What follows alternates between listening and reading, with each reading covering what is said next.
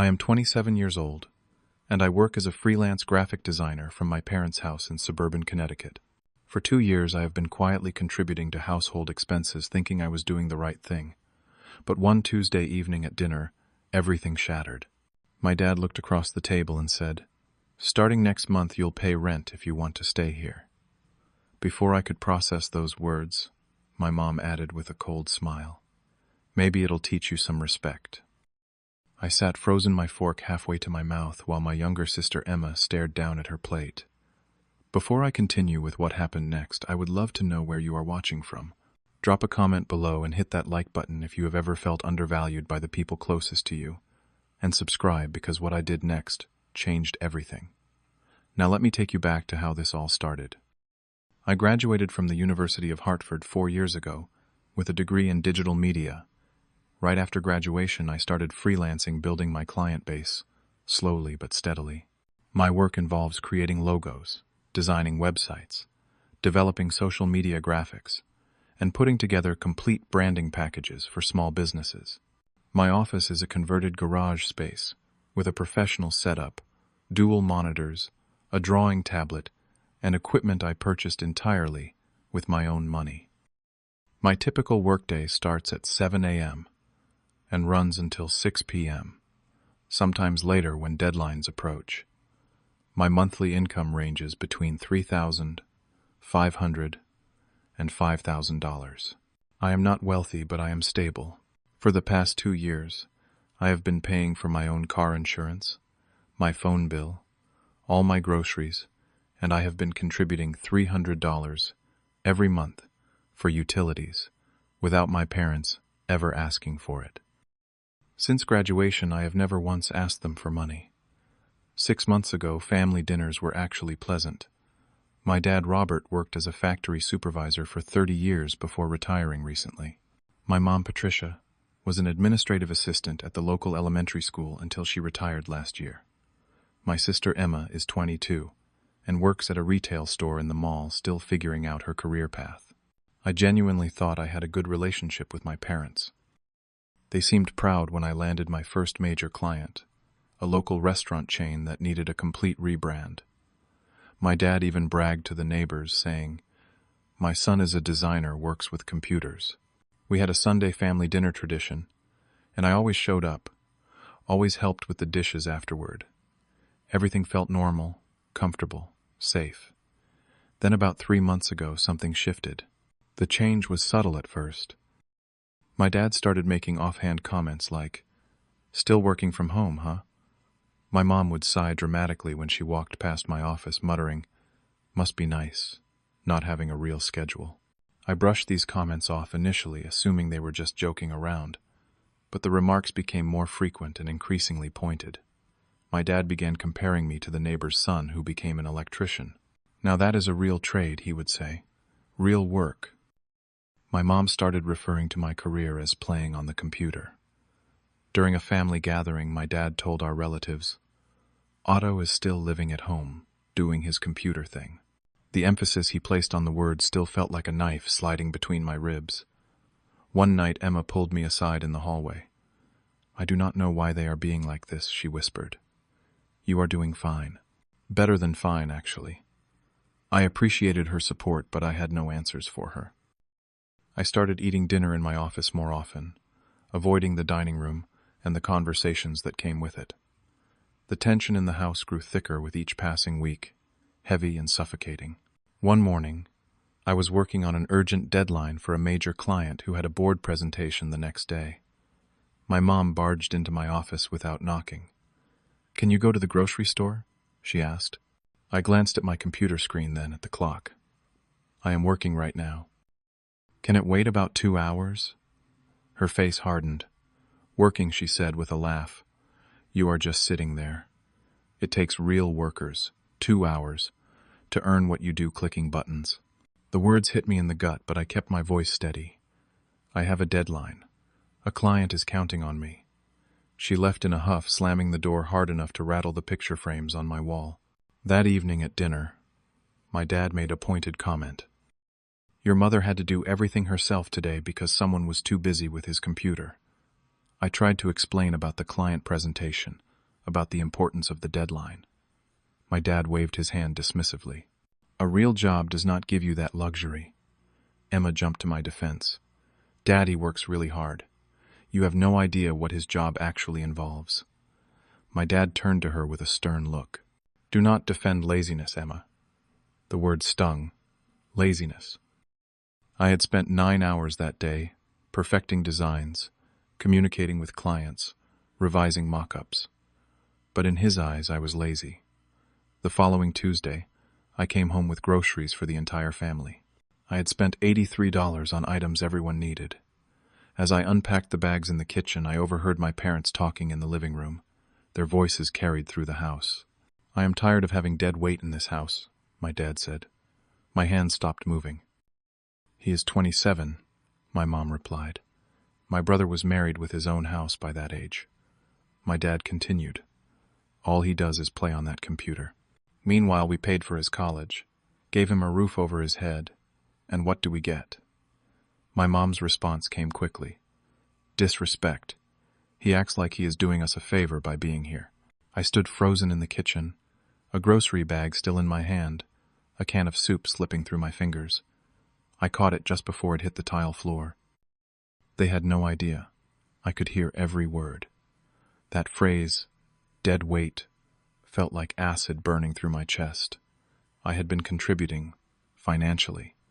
I had been helping around the house. I stayed out of their way, kept my space clean, never caused problems. What more did they want from me? That night, I lay in bed staring at the ceiling, unable to sleep. I pulled up my banking app and started doing calculations. Could I afford to move out? The answer was yes, technically. I had $12,000 saved up, money I had been setting aside for a down payment on a condo someday.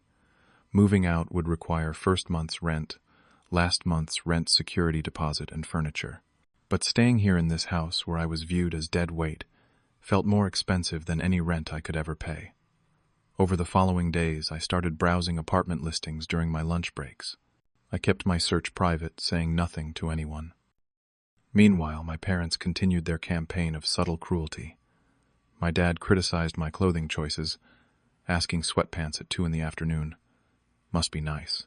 My mom made passive-aggressive comments about young people these days whenever I walked through the room. Sunday dinner with extended family became a nightmare. My uncle asked me about my work, genuinely interested. Before I could answer, my dad interrupted. Oh, he does computer stuff. Not a real career, but it keeps him busy. My uncle looked confused and tried to be supportive. Graphic design is important work these days, he said. My dad laughed. That is generous of you to say. I excused myself and went to the bathroom, staring at my reflection in the mirror. My own father could not even pretend to respect me in front of family members. Emma texted me later that night. I am sorry about Dad. He is being a complete jerk. I read the message, but did not respond. What could I possibly say? The words I had overheard kept echoing in my mind on repeat. Dead weight, dead weight, dead weight. Tuesday evening arrived exactly 1 week after I overheard that conversation. My mom made pot roast for dinner, which had always been my favorite meal. Now it felt like some kind of twisted irony. The family gathered at the table, Dad at the head, Mom to his right, Emma and I sitting across from each other. We made casual small talk for the first 10 minutes, discussing the weather and some news story Mom had seen on television.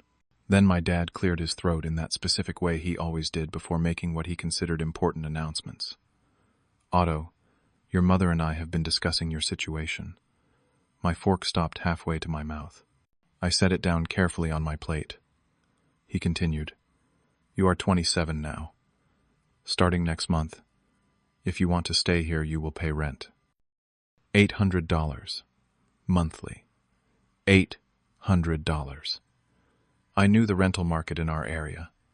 That was more than the going rate for a single room in a shared house. Before I could even process the number, my mom added, with that same cold smile, maybe it will teach you some respect. Help you understand what real responsibility looks like. Emma's face went completely pale. She looked at me then, at our parents clearly shocked. My dad was not finished. "We have been more than generous letting you stay here rent-free while you play around with your computer hobby." The word hobby hit me like a physical slap. My mom chimed in again. "Most parents would have charged you from day one. We have been patient, but enough is enough."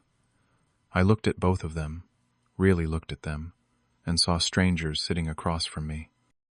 These were not the people who had driven me to my first day of college, who had celebrated my graduation, who had once seemed proud of my accomplishments. These were people who had decided for reasons I still did not fully understand that I was not worthy of basic human respect. I spoke calmly, keeping my voice steadier than I felt. "Can I think about it?" My dad frowned. "What is there to think about? You are an adult. Adults pay rent. That is how the world works." My mom added, "Unless you are planning to mooch off us forever." I nodded slowly, carefully. "I will let you know my decision by the end of the week." My dad looked satisfied, like he had just won some kind of victory. My mom smiled. Emma tried desperately to catch my eye, but I could not look at her. If I looked at her, I might break down completely. I finished dinner in complete silence, mechanically putting food in my mouth, chewing, swallowing, tasting nothing. Emma helped me clear the dishes, and as we stood at the sink, she whispered, "Are you okay?" I just nodded, not trusting my voice. After the kitchen was clean, I went straight to my office and closed the door. I sat in the darkness for a long time, just thinking, processing, deciding. Finally, I turned on my desk lamp and pulled up the calculator app on my phone. Current savings $12,300. I opened my laptop and found the apartment listing I had bookmarked the day before. A studio apartment 15 minutes away from here. $650 per month. Security deposit $650. First and last month's rent $1,300. Moving truck rental approximately $150. I could do this. I could leave tonight if I wanted to. The realization was both terrifying and strangely liberating. I stood up, and the decision crystallized in my mind, like ice forming on a winter window. I opened my closet and pulled out 2 large duffel bags and my backpack. I started packing, methodically, moving with purpose. Clothes, toiletries, laptop, external hard drives, all my important documents, my social security card, birth certificate, passport. I packed my drawing tablet, all my chargers, my good headphones. I took the framed photo of Emma and me from my desk, but left the family photos hanging on the wall. Everything I truly needed, everything that actually mattered, fit into those 3 bags. It was 10 p.m. My parents were downstairs watching television. I could hear the murmur of voices and canned laughter from some sitcom. Emma was in her room with her door closed, probably on her phone. I carried the bags to my car one at a time, making 3 quiet trips.